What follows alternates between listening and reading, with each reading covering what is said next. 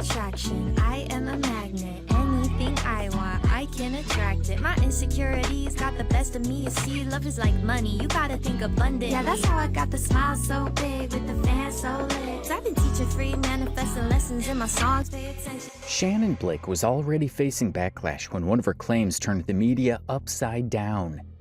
She told her followers in 2024 that she healed a kidney infection by singing to her own organs. Whoa, kidney infection, I healed that too. That strange moment became the turning point for thousands of viewers who started asking, who really is Shannin Blake? Over time, viewers have accused her of mimicking native chants without credit, appropriating Black and Indigenous cultures, faking her vocals with badly synced videos, and giving dangerously misleading health advice, all while charging fans for access to her light codes and private group chats. What's up, weirdos? Any of you white ones ever want to make your hair into dreadlocks and then cosplay as an indigenous shaman? Because that's what Shannin Blake does.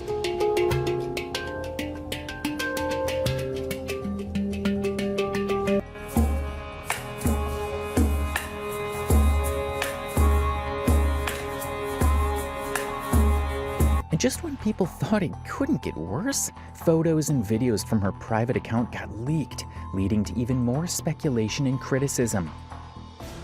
There was a time when Shannin Blake created a brand on love, healing, and high vibration. But now that brand is being questioned. Because when a self-proclaimed healer starts going viral for all the wrong reasons, the internet doesn't forget. And the deeper you look, the more you realize this story is all about control, cash, and a carefully curated image that's starting to fall apart. But how did we even get here? Was this always her plan, or did something shift along the way? To really understand Shannin Blake's rise, you have to rewind the clock. Shannin Blake started uploading music online in 2016, long before her name became recognizable on TikTok.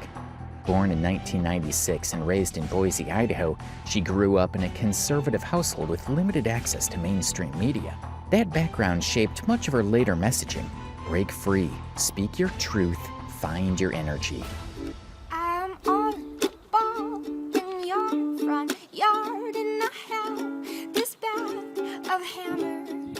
But back then, she was just uploading raw, self-produced tracks to platforms like SoundCloud and YouTube, trying to carve out space in a world that didn't seem to notice. Her first notable release came in 2018 with a track titled Energy Vampires, which gained small traction on YouTube, earning around 50,000 views in its first year.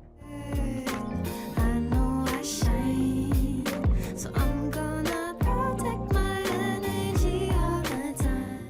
That same year, she started performing live at small shows across Los Angeles after moving there to pursue music full-time. These weren't polished, industry-backed shows. Blake could perform at open mics, park gatherings, and pop-up spiritual markets, often barefoot, surrounded by hand-painted signs and crystals. She sold her CDs directly, one by one, and promoted every release herself on Instagram, back when her follower count was still in the low thousands. I'm Shannin Blake. This is the game. Her aesthetic was consistent from the beginning. Earth tones, DIY visuals, dreamlike settings. But it wasn't until early 2020 that her online presence started to take off. Onward to the depths where my heart crept to its first steps, on the path that you had paved with your hands. She began regularly uploading short, lo-fi clips to TikTok, pairing her voice with affirmations, self-help snippets, or soft loops. Meanwhile, her YouTube channel posted videos of her singing with descriptions like, "I didn't know that when I sat down to record this song, I was going to cry." Her single Energy Vampires, released in 2022, marked a turning point. Uploaded directly to Spotify and Apple Music without any label support, the track organically surpassed 4 million streams, driven entirely by fan edits, TikTok reposts, and word-of-mouth momentum. It was the first time Blake's messaging hit a viral nerve, and it planted her firmly on the map of alt-pop creators with a spiritual twist. Around this time, she also began offering exclusive merch drops, selling crystal-themed apparel and digital affirmations through her website.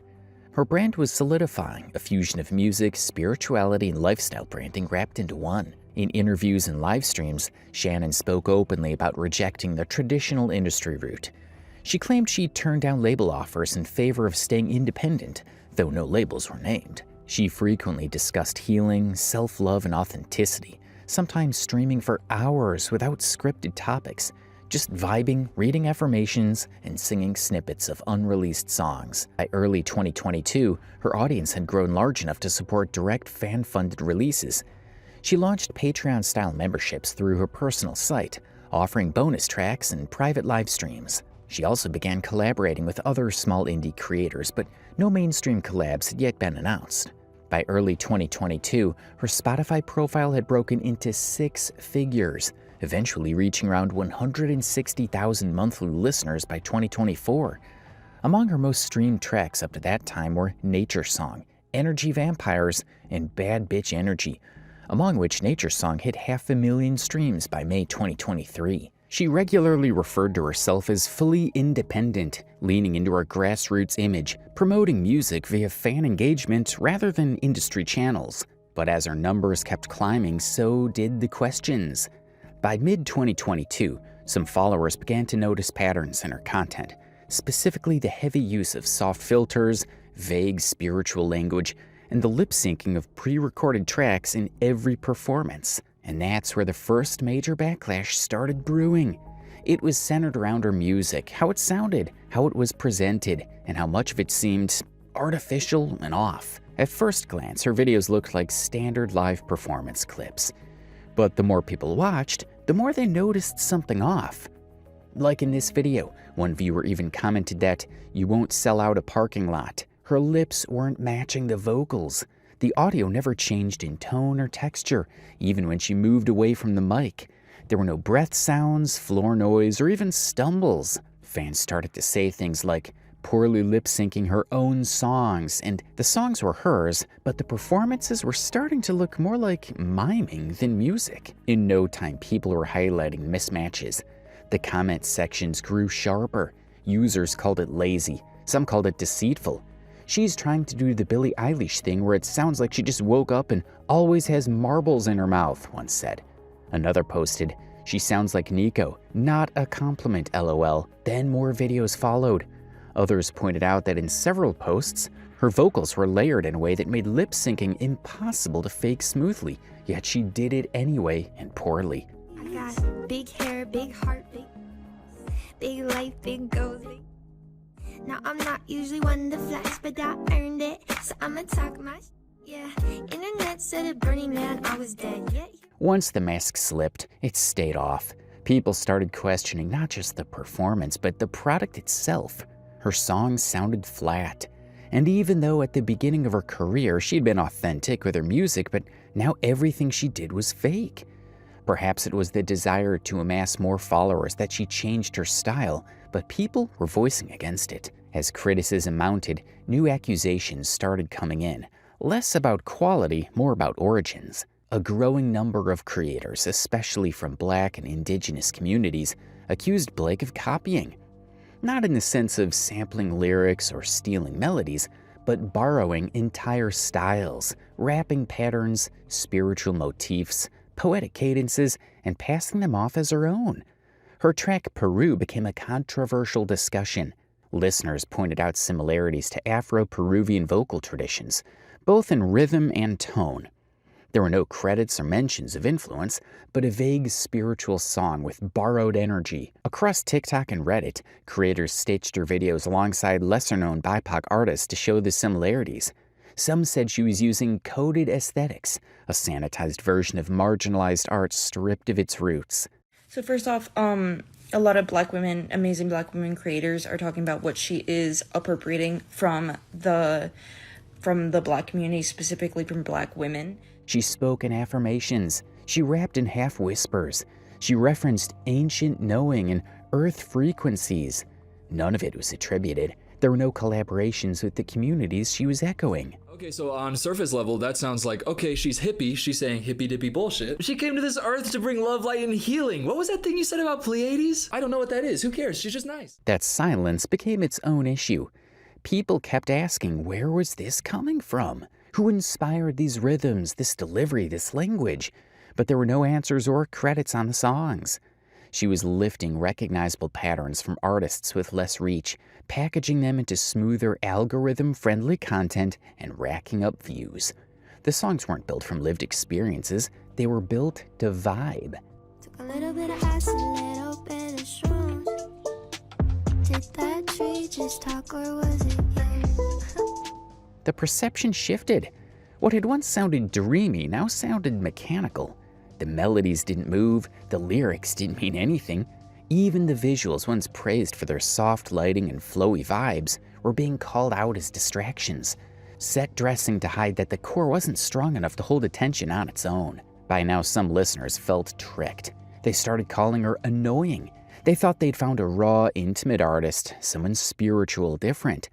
But what they got was an illusion, layered over someone who didn't seem to write, produce, or even sing the music she promoted.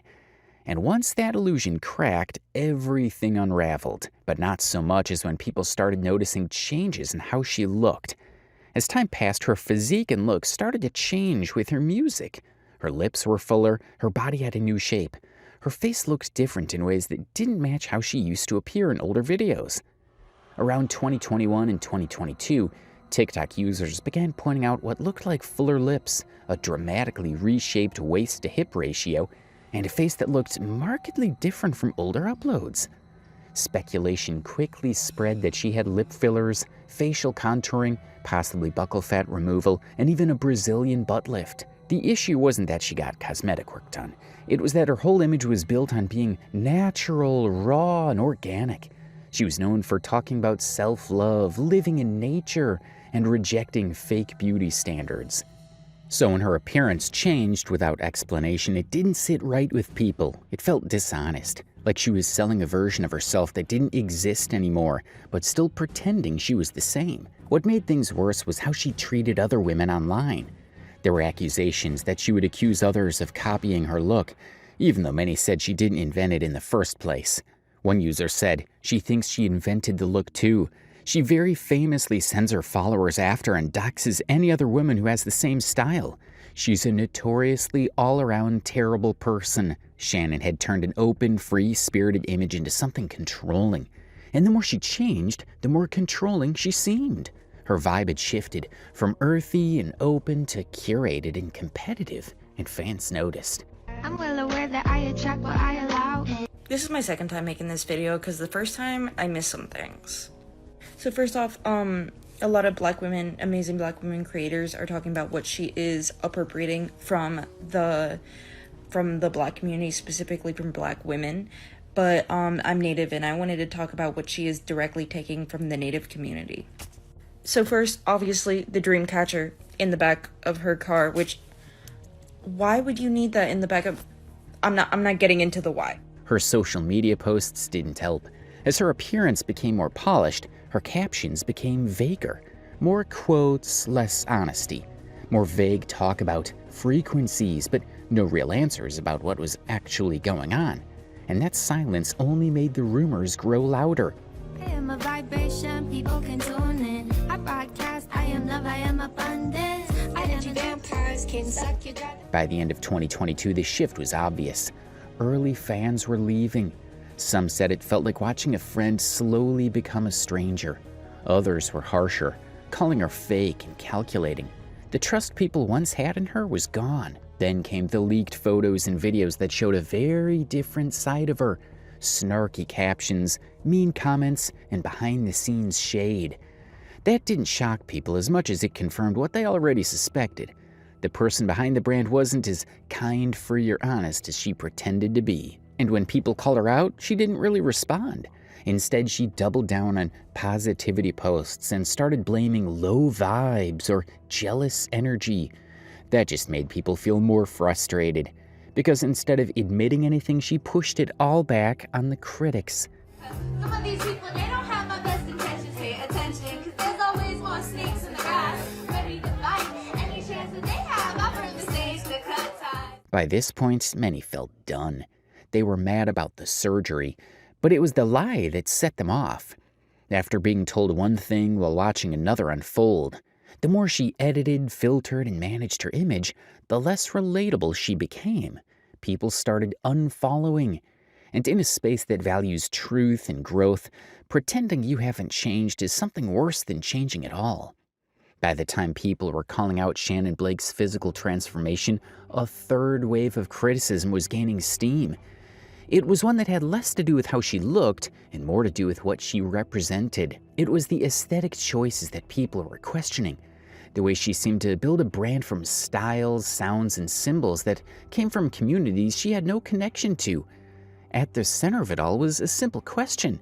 Was she borrowing or taking? You can see that there are dots and line tattoos, and a lot of tribes of North America have traditional line tattoos on their fingers and dots and stuff like that. So that's another appropriation thing that I see here. A lot of the criticism focused on her visuals, dreadlocks, head wraps, feathers, and beads. Pieces pulled from Black, Indigenous, and diasporic traditions. For some it looked inspirational. For others it looked like a costume. One that lets her step in and out of identities that people from those cultures don't get to choose. This wasn't new discourse. The internet had seen waves of these conversations before. White influencers using African American vernacular English, Coachella attendees in Native American headdresses, wellness brands selling smudging kits without understanding the origins. But Blake felt different from many people because she was styling herself this way and selling it. Her entire platform, her art, her outfits, her captions felt built around this built version of spiritual rebellion. But to critics, it was disconnected, sanitized, and safe for the algorithm. She was, in their words, stripping the weight out of what had been born out of oppression and making it digestible for profit. Videos began circulating, breaking down the symbolism in her posts. Her use of sage, crystal grids, tribal drums, and language tied to decolonization movements. But without history, without context or acknowledgement. And that was the core of the backlash. Not that she admired these things, but that she acted as if she had discovered them, as if they were hers to reinvent.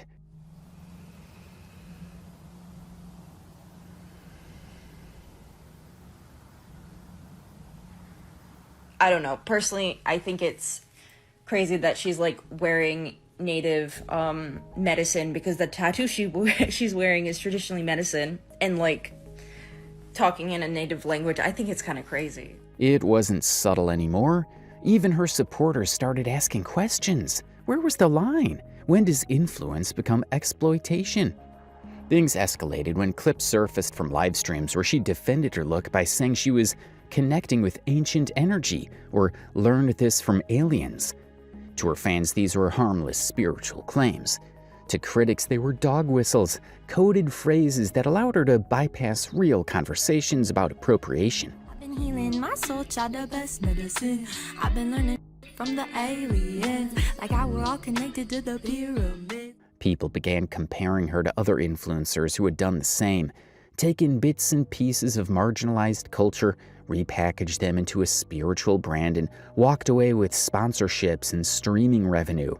What stung the most was that these elements were often mocked or criminalized when worn by Black or Indigenous people, but were suddenly beautiful, powerful, and marketable on someone like Blake. And she didn't talk about it. She didn't clarify her intent. She didn't acknowledge the roots. She just kept posting. TikTokers stitched her videos with duets explaining the origins of the items she wore or the words she used. Others called her a trustafarian, which is a mix of trust fund and Rastafarian, suggesting she lived in a fantasy or struggle while enjoying this safety net of privilege. That term stuck. It became shorthand for a type of influencer who plays poor, plays oppressed, plays enlightened, but has never lived any of it. And that's what the backlash was really about: performance. Shannin Blake was being accused of performing cultures she didn't belong to for clout, for reach, and for money. She wasn't being asked to apologize for liking a style. She was being asked to stop profiting from experiences that weren't hers, especially when others couldn't do the same without risk. And still, she didn't respond. Instead, she leaned further into her image. The more people questioned her use of cultural symbols, the more she posted them. There was more ancient wisdom and vague affirmations tied to traditions she never created. By now, the issue had evolved. It wasn't about the past anymore. It was about the present. Who gets to be a voice in spiritual spaces? Who gets visibility? and what happens when those who paved the way get ignored in favor of someone who knows how to market it better. For many, this wasn't an isolated issue. It was a long list of controversies. First, the music, then the look, then the language, and each time the same dynamic. Silence, deflection, aesthetic over substance. Every time a question was asked, it was met with a quote and a vague reference to alignment, but never accountability. And the more she posted, the more that silence echoed. At this point, even creators who had once defended her began walking away. Some said they felt like she had crossed too many lines. Others simply said they couldn't ignore the harm anymore. What had started as scattered critiques turned into a wave of users unfollowing, unsubscribing, and speaking out. It was not because of a single post, but because of a pattern and a slow build of choices that, over time, painted a clear picture. Shannin Blake was taking space that didn't belong to her, and space that others had to fight for. By mid-2023, she had become a symbol of something bigger, the influencer who doesn't listen, doesn't learn, and doesn't stop. The brand that kept moving forward even when the people behind it were asking her to slow down and look around. And as always, she kept posting, because the feed never stops. But by early 2023, something had shifted. Shannin Blake was sharing her music, yes, but she began speaking with the kind of certainty usually reserved for doctors, therapists, or religious leaders. But she wasn't qualified as any of those, and yet her posts started to sound like prescriptions. Repeat after me. I am beautiful. She began claiming that specific sound frequencies could cure things, and not just boost your mood or help you relax, but actually heal trauma, fight infections, and treat deep emotional wounds. She talked about chakras, vibrational realignment, and energy detoxing, often blending it all together with casual confidence. And her audience was large. Hundreds of thousands of followers were watching, listening, and in some cases, believing. At first, some of these claims slipped under the radar.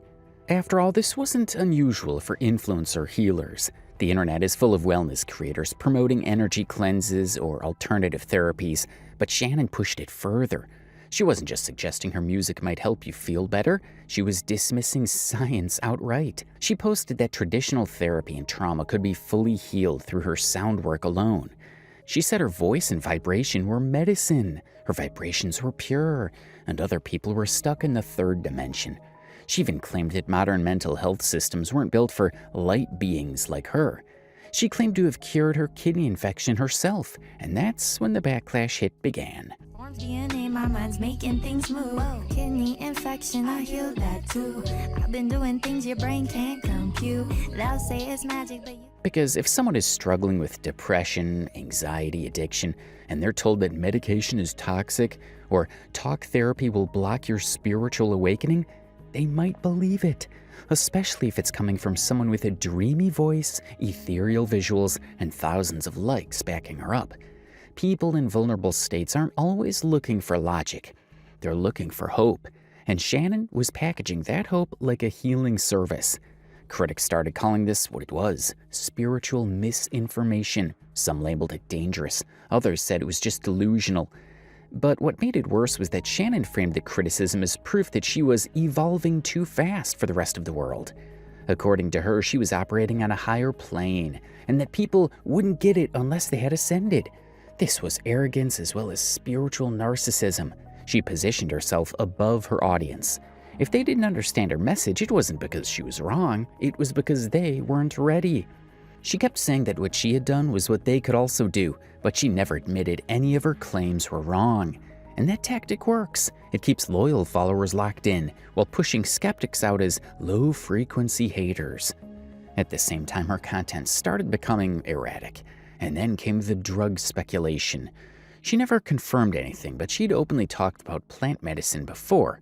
Ayahuasca, mushrooms, DMT, so the assumption wasn't far-fetched. But the real problem came when she started blending those experiences with advice, and doing it while her child was present. Clips surfaced of her discussing trauma, drugs, sexual energy, and other sensitive topics while her daughter was sitting with her in that frame. Some viewers were horrified. This wasn't a private trip in the woods. This was being live-streamed to an audience of thousands. and it shattered the image some people still held of her as a gentle, conscious mother. Let him go and quit tripping. I fell in love with the idea of him, not the real him. I had to make some space for him. They started saying it flat out, bad parenting, because she didn't draw any line between personal exploration and parental responsibility. She talked about divine detachment instead of discipline. Even her past fans began stepping back. What had once seemed mystical now felt unstable. Still, Shannin didn't slow down. If anything, she doubled down. She continued posting voice clips and reels labeled with claims like, "My third eye is my guidance." And my third eye, my guidance, how I know I'm in alignment. I breathe it in and I find it. I turn my shit into diamonds. My trailer parked to an island. Used to steal food, now I buy it. I was a peasant, switch perspective. Nowhere in her content did she acknowledge the risk of what she was promoting, and that some people can't stop medication cold turkey. The truth is that trauma recovery isn't solved by a 10-second vocal loop. That PTSD, abuse, and mental illness are not just low vibrations, and that people have died chasing spiritual cures that don't exist. But that wasn't the kind of nuance she dealt in. She kept her message seductive and simple. And in doing so, she stepped into a long and troubling tradition of influencers who package healing into a product without understanding the cost. It was monetized misinformation, because behind every spiritual post was a product. But the cracks were showing. Clips of her wailing into the camera went viral, with viewers calling it unhinged and drug-fueled nonsense. TikTok stitched her videos with reactions of concern, confusion, or straight-up mockery. Reddit threads exploded with people asking if she was okay, if her family was involved, or if Child Protective Services should be. Others weren't laughing. They were furious. And the problem wasn't just her, it was the platform. TikTok's algorithm doesn't vet spiritual claims, it boosts engagement. And Shannin's content, mysterious, soothing, sometimes chaotic, was getting clicks, which meant it was getting rewarded. And the more extreme she got, the more visible she became. That's how misinformation spreads. It's not through conspiracy theories, but through softly spoken healers and flower crowns, promising relief with no proof. And Shannin had become the poster child for that. By mid-2023, she was no longer seen as eccentric. She was controversial and even dangerous. But Shannin stayed silent on the criticism. Then, by late 2023, the backlash around Shannin Blake spread to how she was saying them and what came after. Her spiritual presence, once associated with dreamy landscapes and ethereal music, was now tightly woven into sales pitches. TikTok was no longer just a place to vibe with her content, it had become a traffic funnel. Fans were directed to paid platforms, healing sessions, and a surprising move, her OnlyFans account. At first, she framed this shift as a deeper connection point, offering intimate energy sessions and premium soul content. But most people didn't buy the explanation. The choice of platform alone raised red flags. To many, it looked like a spiritual aesthetic being monetized through one of the most commercially saturated channels on the internet. She positioned herself as someone not driven by money, but her content constantly looped back to conversion links, timed releases, and product-driven posts. Users started commenting less about the message and more about the pitch. People who had once believed she was a frequency guide or spiritual artist began asking what she was really selling. Her TikTok captions were full of cosmic-sounding hashtags like light codes and awaken with me, yet every video ended with a call to action. Instead of letting her energy speak for itself, she now directed viewers to buy into it, literally. Her live streams would lead to drops, her emotional posts would tease offerings, and even private Discord communities came with a price. Fans who'd once tuned in for support now felt like they were watching a sales tactic. They started calling it out, saying their empathy was being turned into currency. For people who had supported her in her early days, it felt like betrayal. They had believed she was building a space of peace, art, and growth. But by now that space was cluttered with payment portals, trauma-baiting live streams, and justifications dressed up as vibrational cure. The whole thing became a loop. Emotional high, product pitch, silence, then start again. And every time people questioned her intentions, she framed it as an attack on her light. Every time people asked where the line was, she moved it further out, under the banner of higher frequency. But no amount of cosmic language could hide what was happening. Her platform had turned into a revolving door of crisis marketing. Some fans stayed, others finally closed the door behind them. Then the leak changed everything. By mid to late 2023, Shannin Blake's OnlyFans account, already a source of quiet controversy, suddenly burst into public discussion. What had once been a side topic, quietly linked through her TikTok bios and intimate energy posts, was now front and center. Alleged screenshots and video clips from her paid content started spreading on Discord threads and Reddit forums. Some were reposting in Telegram groups. Others ended up on Twitter dumps. The response was immediate. For her fans, especially those who had once bought into her spiritual branding, it felt jarring. Many hadn't even known she had an OnlyFans, or if they had, assumed it was limited to poetic messages or ethereal dance clips. The leaked material suggested otherwise. It was more explicit than they expected, personal in a way that didn't align with the light being identity she often claimed online. At first, her defenders were quick to act. They rallied across platforms, condemning the leak as a violation of consent and privacy. They reminded people that paid content is just that, paid, and that reposting or sharing it without permission is digital theft. Some framed it as another example of how female creators are exploited, dehumanized, and picked apart when they try to monetize their image. And in that moment, those defenses felt valid. Leaks like this are not just embarrassing, they're dangerous, especially when tied to someone with a child, a public persona, and a spiritual narrative. And instead of distancing herself from the content or issuing a statement, Shannin leaned in. She didn't name the leak, but she alluded to it heavily, talking about how the sacred feminine is always under attack, how people fear intimacy and light, and how her body was a vessel for healing. Her tone was somber, mystical. Then almost immediately after those posts, her OnlyFans promotion intensified. Suddenly there were more frequent references to her divine sensual energy, more subtle nods toward content tiers, and more emotionally charged appeals to support the journey. That's when the backlash returned.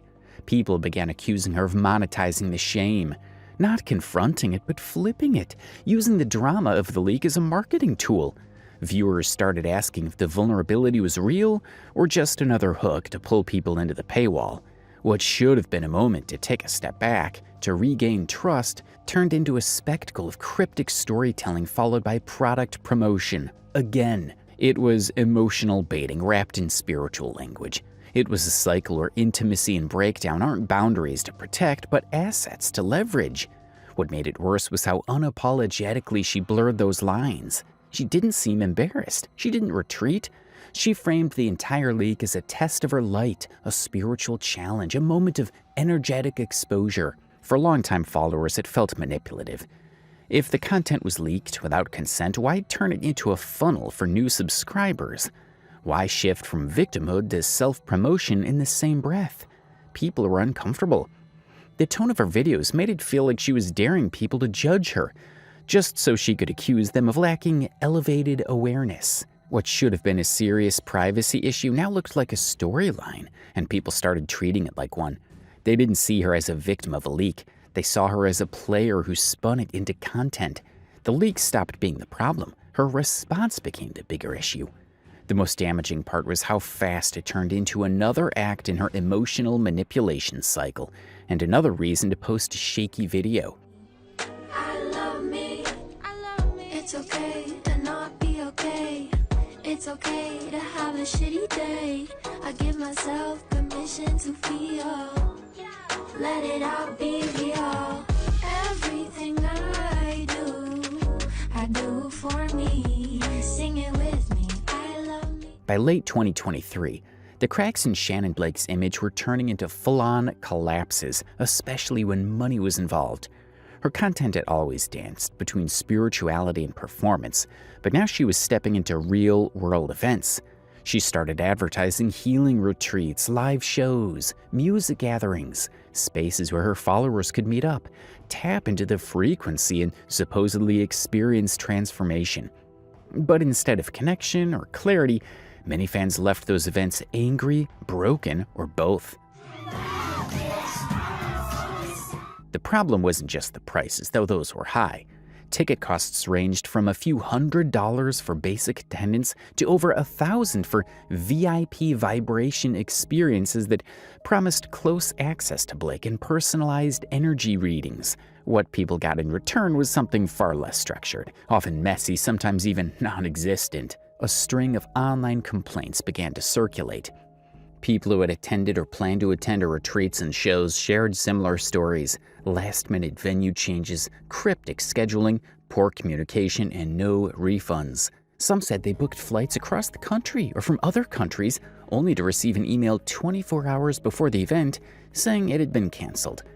But the most notorious meltdown came during the Electric Echo Park Festival on April 20th, 2024, which was a small hippie-centered music fest in Bainbridge, New York, where Blake was scheduled to headline.